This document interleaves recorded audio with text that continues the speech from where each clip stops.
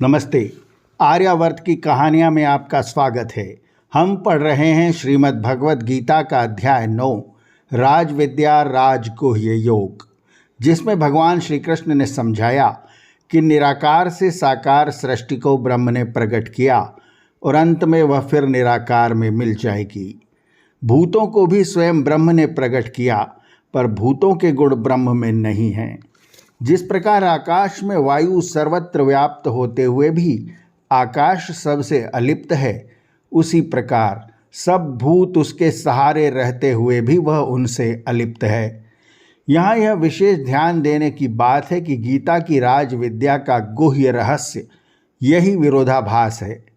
एक तरफ कहा है कि सब प्राणी मुझ में स्थित हैं, दूसरी तरफ कह दिया कि प्राणी मुझ में स्थित नहीं हैं।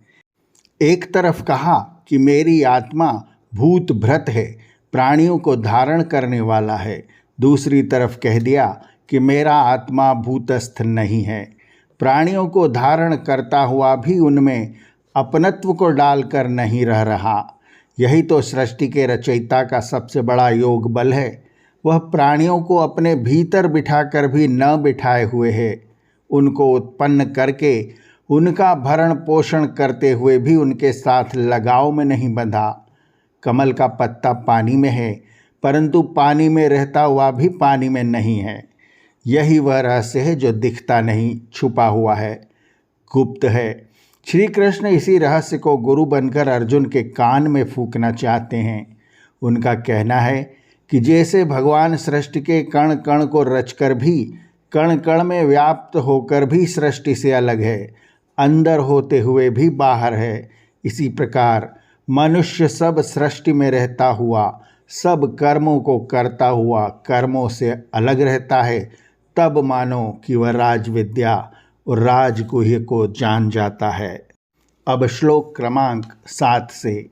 सर्वभूतानि कौन्तेय प्रकृतिम यान्ति मामिकाम कल्पक्षये पुनस्तानि कल्पादो विसृजाम्यहम्। कल्प की समाप्ति पर प्रलय काल में सभी नाशवान पदार्थ यानी कि भूत विघटित होकर मुझ में आ मिलते हैं, यानी अव्यक्त हो जाते हैं, और कल्प के आदि में फिर से मैं उनका निर्माण करता हूँ। ब्रह्मा का दिन होते ही नए कल्प के रूप में व्यक्त सृष्टि का निर्माण करता हूँ। ब्रह्मा की रात्रि कल्पांत तक सब अव्यक्त में विलीन हो जाती है।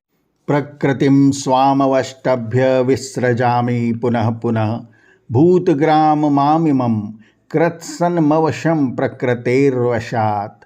मैं अपनी प्रकृति को हाथ में लेकर अपने कर्मों से बंधे हुए भूतों के इस समूचे समुदाय का बार बार निर्माण करता हूँ, जो कि अपनी प्रकृति के वशीभूत होने के कारण परतंत्र है।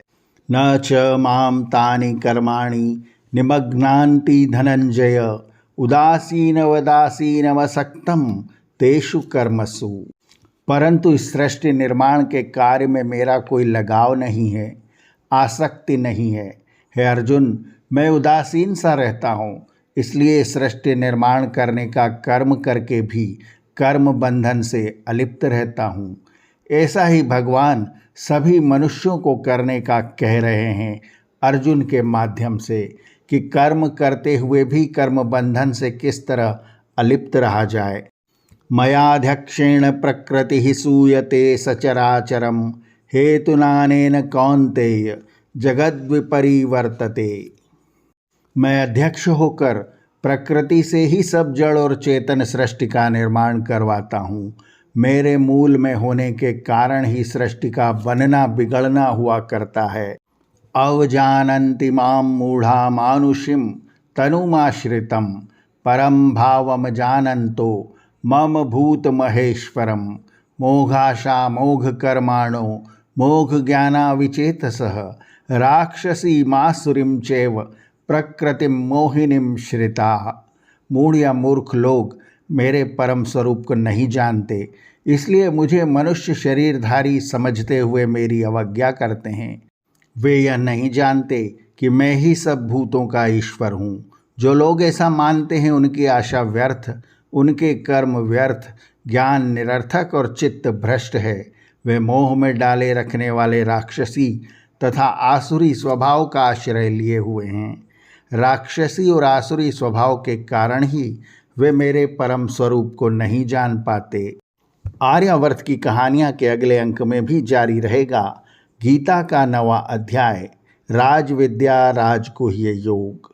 आर्यावर्त की कहानियाँ चैनल को सब्सक्राइब करें और बेल आइकन के बटन को दबाएं ताकि हम जब नया वीडियो लेकर आएँ तो उसकी सूचना आपको तुरंत मिल जाए। धन्यवाद। नमस्ते।